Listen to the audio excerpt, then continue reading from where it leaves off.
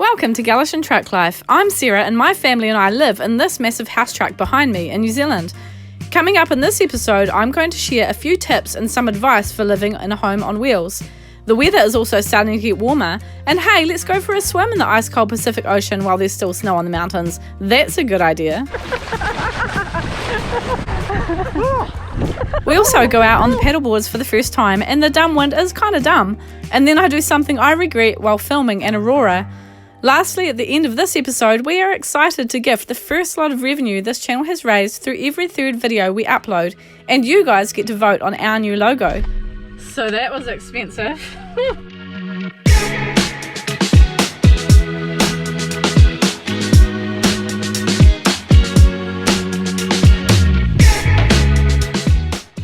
Before I get into our truck life tips and advice, here is a little of what we have been up to lately.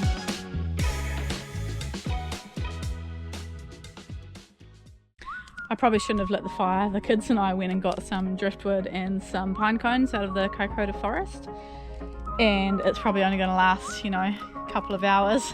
And I've got to cook dinner, so I probably won't get to sit out here and enjoy it. So our diesel heater stopped working, and Marcel found out from a guy that he could just buy a cheap one, and we'll head down to Christchurch sometime, and this guy's going to help us install it. So what did you buy, babe? Cheap one. Does it look alright? Or does it look cheap? 8 kilowatt one, so it should be bigger than our one. So yeah, it should go there, and I'll plumb it. So then eventually plumb it so it plumbs down to the back room. So they have some down there. You'll run like a venting down there. Yeah. So an 8 kilowatt Chinese diesel heater? Oh yeah, they're all Chinese. They just got different badges on them. Yeah. So yeah, we decided to do it this way instead of the $1,600 that we could have got done at the diesel heater place with them installing it as well. It's only $186 versus $1,600. Yeah, and Marcel and this guy can just install it themselves. So that does mean a trip to somewhere near Christchurch soon. Marcel did fix and clean out our diesel heater a while ago, but something else is broken on it. It's been a little bit sucky as cold weather came through again, which meant more snow on the mountains, and we had to run our little electric heater with the generator. So we are really looking forward to getting a new heater and also venting it down to the kids' room as well. Marcel's bought a weed eater, and he's going to get stuck into where we park and clean it up. Bit fancy? Huh? Cheapy. Yeah. Cheapy. Here's hoping buying a cheap diesel heater and a cheap weed eater doesn't backfire on us later on. The kids and I went and enjoyed the beautiful scenery at Point Keen, and then we decided to move the truck for a few days to try to get a good view of the southern lights. We actually saw an Aurora a few nights before this, and I had put the GoPro on the roof of our ute while we went down to the beach to watch. I got back and found it had fallen over, and I only got this short video.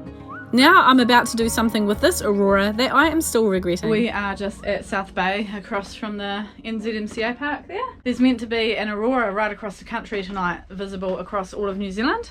So we thought we'd come down to South Bay, park here at the beach, and then just go across to the park to sleep. So hopefully the clouds don't cloud over like they did the last time back in May, I think it was, when there was a really amazing one. Yeah, it's looking good so far out here. The Aurora was beautiful, but there was still too much light in the sky, and then when it got dark enough, there wasn't much happening. I had a gut feeling that maybe it would still get better, but it was getting late and Marcel and the kids went to bed. I still just had this feeling it would get better, but I decided to stop filming at 11 and go to bed as well. And then the Aurora put on the most spectacular display that I can't show you because I didn't record it, did I? Next time I am just going to stay up so I don't miss it on camera again. So I came home to very loud music and this. First paddleboard for spring. Marcel's also moved beast, so I don't know why we were parked over there and now we're parked here. Right, so last time we went paddleboarding we were literally in hundreds of dusky dolphins, so I don't think there's any dolphins out there today. It's actually quite windy now, so it's probably not going to be very fun, but we're going to go out anyway. It's our first spring swim, and the teamwork is the best. Teamwork is the best. I couldn't carry it, I'm so weak. So our first paddleboard sucked. It was way too windy, and I felt like if I went out too far that I would get too tired fighting the wind and Summer and I might blow out to sea. So we didn't last long. Marcel had a great time though. is, but you can't really see him. He's just a little dot. We're hopping off now because it's so windy. I just tripped over and skinned my shin on the paddleboard fin. I don't really know why we thought it was a good idea to go for a swim. It was so cold, Marcel actually got an instant headache, so we might leave our beach swims for a few weeks. Yahoo! Holy crap, it's cold.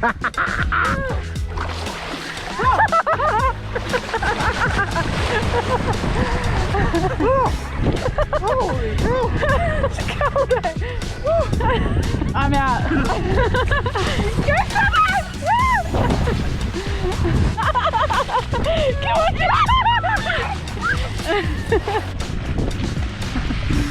Looks like it's majestic creature season again. Go, you majestic creature!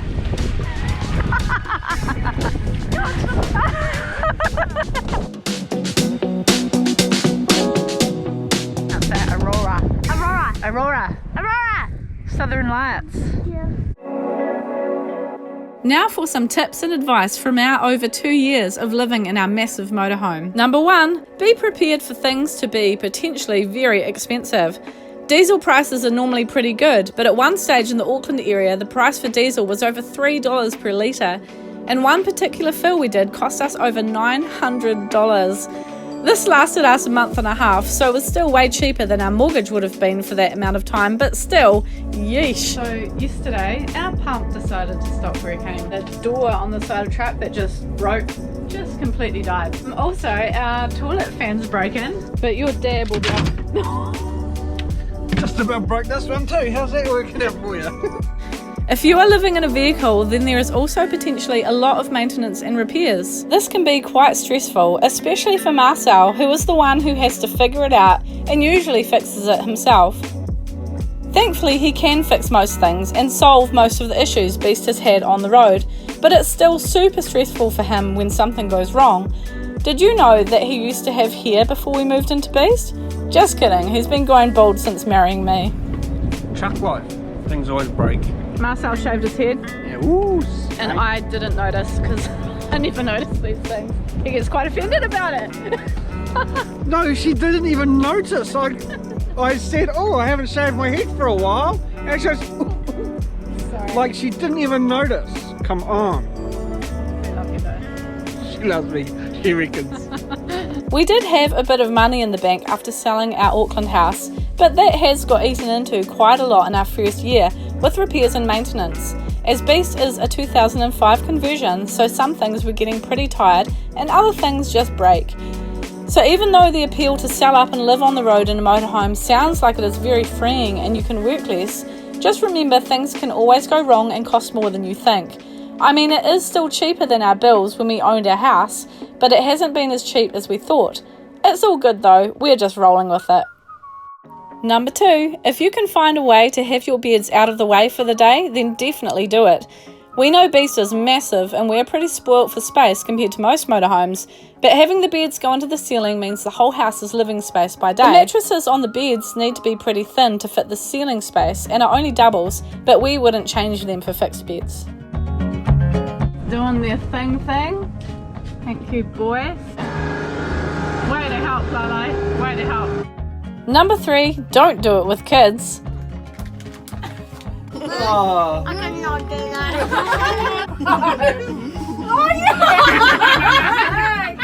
Nah, just joking. But prepare for life in a tiny space to be noisy. We are pretty lucky in Beast to have 2 separate rooms and the noise isn't too bad, but it's still a tiny home, so it does get a bit much sometimes. Also, you may have to regularly cull the things that you and your kids accumulate or have somewhere to store it. We bought ourselves a caravan for this purpose, but still we find we have too much stuff.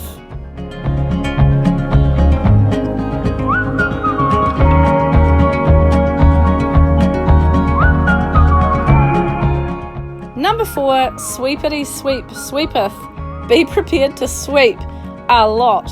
Stones and dirt and stones, and of course I should mention the constant dirt and stones, and the stones.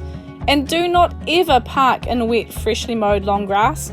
We learned this the hard way when we parked up on this lovely grass area at the Waterloo Racecourse in Blenheim. So yeah, we parked here last night right at the entrance to the Waterloo Racecourse. parked in the grass, not realising it had been freshly mowed, and we're just getting grass all over us, taking it into the truck with us, which isn't so fun. How about your feet? Wipe your feet. Just wait. Up here. Wow. It's a really beautiful day today. I think we've learned our lesson. We won't be parking in the grass like this again, because that is just all come into the truck. And finally, number 5, have a checklist before you travel in your house. I'll let the following footage of me being stressed when we forgot to do something towing our car speak for itself.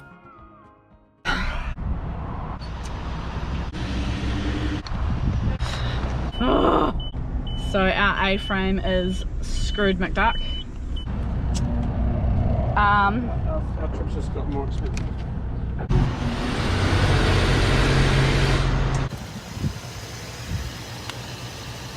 Is life that hard, Diesel? Are you that stressed out? Maybe something fell over in Beast. Daddy's driving slow. He's stopping. So I didn't put the oven lid down or the kettle in the sink or the chopping board away. And yeah, Marcel realised before it all fell down. So that was a bit my bad.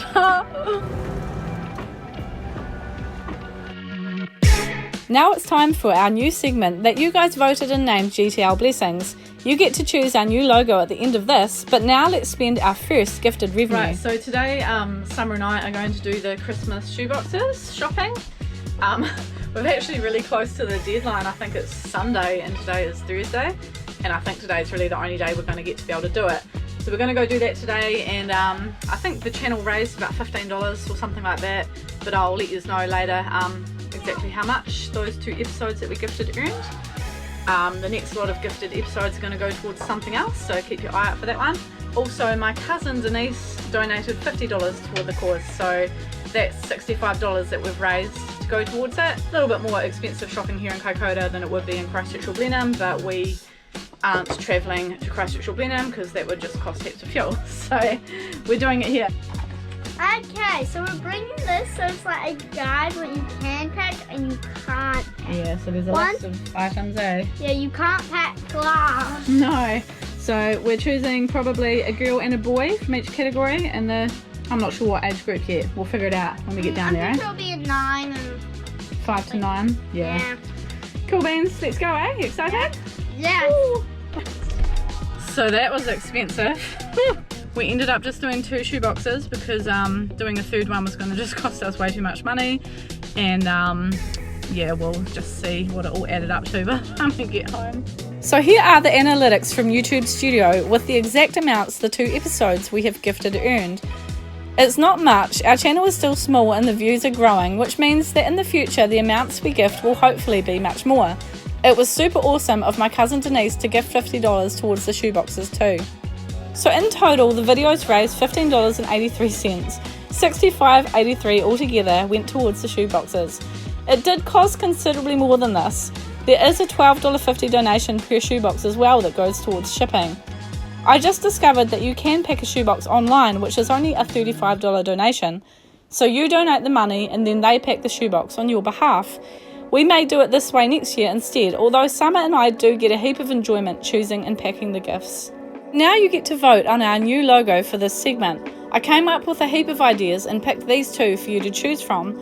They would both look good on a t-shirt or hoodie, which we will probably get made up sometime and maybe do giveaways with. So here's logo 1. And here's logo 2. I used a plant theme to represent growth, but I will probably play around with colours depending on what background the logo is on. So get voting in the comments, logo 1 or logo 2, and I will leave the votes open for a week from the upload date of this video and reveal the winner in a future episode. Thanks so much for watching, and we will see you next time.